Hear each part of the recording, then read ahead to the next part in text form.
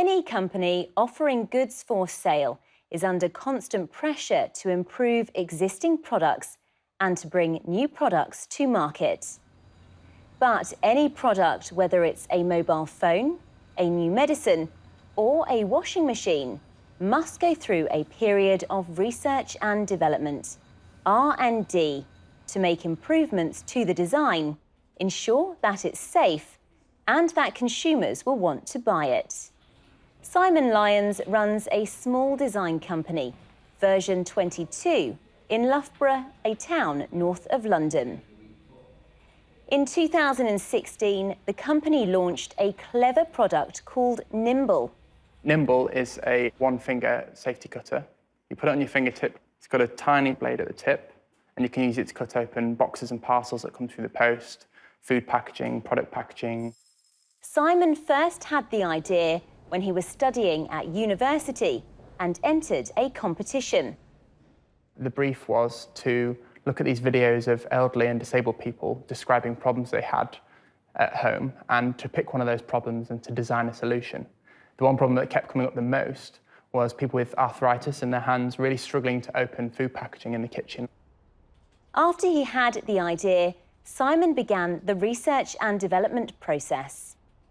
Starting the R&D process is quite simple, just pen and paper. So really rough sketches, coming up with as many different ideas as possible. I then try and make a very, very low-cost prototype. This was the first ever prototype I made of Nimble, which was made out of a finger of a kitchen glove cut off, some plastic from an A4 folder, and the tip of a knife blade. Simon's design won the competition. The prize money allowed him to produce more advanced prototypes. I started doing 3D printed prototypes of lots of different designs before I got to a final design that I was happy with. One of the main design challenges I had with Nimble was designing it so it could be worn and used by as many people as possible. So having it as a one-size-fits-all design. And how did Simon decide on the colour? Yellow is a brilliant colour for people with visual impairments. And as Nimble is especially useful for people who are blind or partially sighted, yellow was the obvious choice there.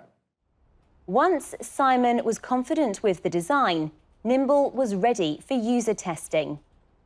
It was important to user test Nimble to get as many perspectives on the product's usefulness, design and function as possible. I found users to test Nimble by attending a few trade shows, and this way I got about 150 people signed up. I sent out early prototypes of the product to these people, and they used them for about a month and gave me their feedback. Thankfully, the feedback we got from our testers was positive, which meant that we didn't have to make many changes to the design at all. With the R&D stage successfully completed, Nimble was ready to be launched. Nimble's been commercially available for about 1.5 years, and it's been selling really well. We've shipped around 30,000 units to about 80 countries around the world so far. So what's the next product from Version 22? So the next product we've got coming out is something quite different. It's called Mobu, and it's a tiny little cable clip which will stop your earphones tangling in your pocket, and it works together with another product to keep your cables organised around your desk and around the house.